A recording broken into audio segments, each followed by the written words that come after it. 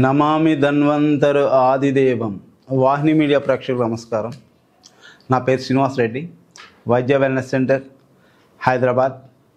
మా యొక్క మరొక బ్రాంచ్ ఆంధ్రప్రదేశ్ తణుకులో కూడా ఉంది. తణుకు దగ్గర ఏలేటిపాడు అనే గ్రామంలో ఉంది.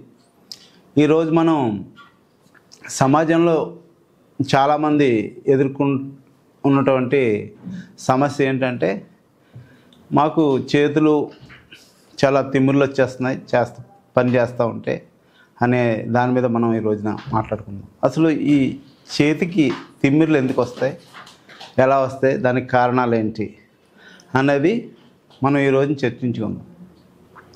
ఈరోజు ప్రస్తుత సమాజంలో ఈ హర్రీ లైఫ్లో మనకి మెడకి సంబంధించినటువంటి పనులు ఎక్కువగా చేసే వాళ్ళల్లో మనం చూస్తూ ఉంటాం. అంటే లైక్ సాఫ్ట్వేర్ ఇంజనీర్స్, తర్వాత టైలర్స్, పెయింటర్స్, తర్వాత మిషన్ కుట్టేవాళ్ళు, వీళ్ళల్లో మనం ఎక్కువగా చూస్తూ ఉంటాం. వీళ్ళల్లో ఏంటంటే నైటు సరిగా నిద్ర పట్టదు, విపరీతంగా లాగేస్తూ ఉంటుంది చెయ్య. దీనికి చాలా కారణాలు ఉంటాయి. ఇందులో తొలి కారణం ఏంటంటే, మనం చూస్తే మన స్పైన్లో సర్వైకల్ పార్ట్ అంటే C1 మొదలుకొని C7 దాకా ఉన్నటువంటి పార్ట్లో బల్జ్ ఏదైనా అయితే దాని మూలంగా మనకి షోల్డర్ కాడ నుంచి ఈ శరీరం, ఈ చెయ్యి అంతా ఈ చెయ్యి లాగుతూ ఉంటుంది. దీన్ని సర్వైకల్ స్పాండిలోసిస్ అంటాం. దీని మూలంగా మనకి నైటు నిద్ర ఉండదు. ఇది ఎక్కువగా మనం సాఫ్ట్వేర్ ఇంజనీర్స్లో ఎక్కువ చూస్తూ ఉంటాం. ఎందుకంటే వాళ్ళు ఒకే పొజిషన్లో కూర్చుని గంటల తరబడి చేయడం మూలంగా ఇది వస్తూ ఉంటుంది. దీని యొక్క కారణాలు ఏంటి అనేది మనం, దానికి తగిన నివారణోపాయాలు ఏంటి అనేది మనం తర్వాత చర్చించుకుందాం.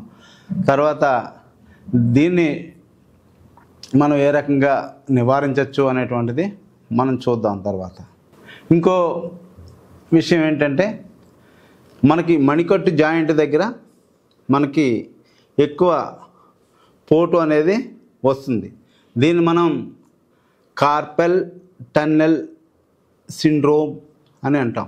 ఈ కార్పెల్ టన్నెల్ సిండ్రోమ్ ఉన్నప్పుడు మనకి మణికట్టు దగ్గర, అంటే ఈ మణికట్టు జాయింట్ దగ్గర విపరీతమైనటువంటి పెయిన్ వచ్చేస్తూ ఉంటుంది. దాన్ని కూడా మనం ఎలా నివారించవచ్చు ఏంటనేది చూద్దాం. మన చెయ్యిలో 2 నరాలు ఉంటాయి. దీన్ని మనం ఒకదాన్ని రేడియల్, ఇంకోటి ఉల్నార్ అనేటువంటి 2 నరాలు అనేవి ఉంటాయి, ఎముకలు. ఇవి ఏంటంటే వీటి మూలంగా కూడా మనకి రేడియల్ నర్వ్ ఈ లాగడం మూలంగా కూడా మనకి ఎక్కువ పెయిన్స్ వస్తూ ఉంటాయి. వీళ్ళకి ఏంటంటే నిద్ర సరిగా పట్టదు. తర్వాత ఇంకోటి ఏంటంటే, మనకి ఇవి వచ్చినప్పుడు దీని యొక్క లక్షణాలు ఏంటి? తల విపరీతంగా తిరుగుతూ ఉంటుంది. అంటే వాళ్ళు పైకి తల ఎత్తి చూస్తులకి కళ్ళు తిరుగుతున్నట్టుగా అనిపిస్తూ ఉంటాయి. తర్వాత నిద్ర ఒకటి పట్టదు. తర్వాత వాళ్ళు దేని మీద కూడా కాన్సన్ట్రేషన్గా మనసుని పెట్టలేరు. ఇటువంటి లక్షణాలు ఉన్నప్పుడు దీన్ని మనం నివారించవచ్చు అంటే 100% దీనికి నివారణ మార్గాలు అనేవి ఉన్నాయి. దాన్ని మన ఇంటి దగ్గర చేసుకోవచ్చు. తర్వాత మనం ఏదైనా ఒక మంచి కైరోప్రాక్టర్ ఉంటే తన దగ్గరికి వెళ్తే ఈ C1 నుంచి C7 దాకా ఉన్నటువంటి ఈ బల్జెస్ని తొలగించేటువంటి అవకాశం ఉంది. దీన్ని ఏ రకంగా నివారించవచ్చు? ఫస్ట్, మనకి శరీరానికి వ్యాయామం అనేటువంటిది అవసరం. ప్రతి ఒక్క మానవుడు కూడా వ్యాయామం అనేది చేయాలి. ఓకే. తర్వాత మనకి స్థూల శరీరం బాగా లావుగా ఉండేవాళ్ళు వాళ్ళ యొక్క శరీరాన్ని తగ్గించుకోవడానికి ట్రై చేయాలి. తర్వాత ఇంకో విషయం ఏంటంటే, ఎక్కువగా మన సిస్టమ్ దగ్గర కూర్చుని వర్క్ చేసేటప్పుడు మన యొక్క మెడని ఇట్లా ఉంచుతాం. అట్లా 1.5 అవర్ తర్వాత మనం కనీసం ఒక 10 నిమిషాలు రివర్స్ ఇంజనీరింగ్, అంటే మన మెడని వెనక్కి ఉంచేలా సపోర్ట్ తీసుకుని ఇలా వెనక్కి పెట్టి ఉంచితే రివర్స్ సైడ్, అంటే మనం ఎదరకు వంగకుండా కూడా వెనక్కి వంగడం మూలంగా కూడా మనం దీన్ని నివారించవచ్చు. అంటే దీని నుంచి మనం కొంచెం ఉపశమనం అనేది కలుగుతూ ఉంటుంది దీని ద్వారా. తర్వాత మనం సర్వైకల్ పిల్లో, మంచి సర్వైకల్ పిల్లో ఒకటి తీసుకుని మనం తల కింద పెట్టుకోవడం మూలంగా కూడా మనం దీని నుంచి ఉపశమనం పొందొచ్చు. తర్వాత మనకి ఈ హెర్బల్స్ విషయానికి వస్తే అతిబల, దువ్వెనాకు అంటాం మనం. ఈ గ్రామీణ ప్రాంతాల్లో ఎక్కడ పడితే అక్కడ దొరుకుతుంది.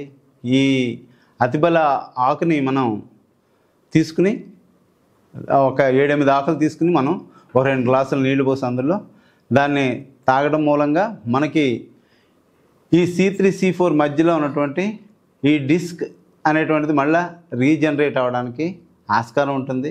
ఇది మన నర్వస్ సిస్టమ్ మీద చాలా బాగా పనిచేస్తుంది ఈ అతిబల కషాయం అనేటువంటిది. ఇది తాగాలి.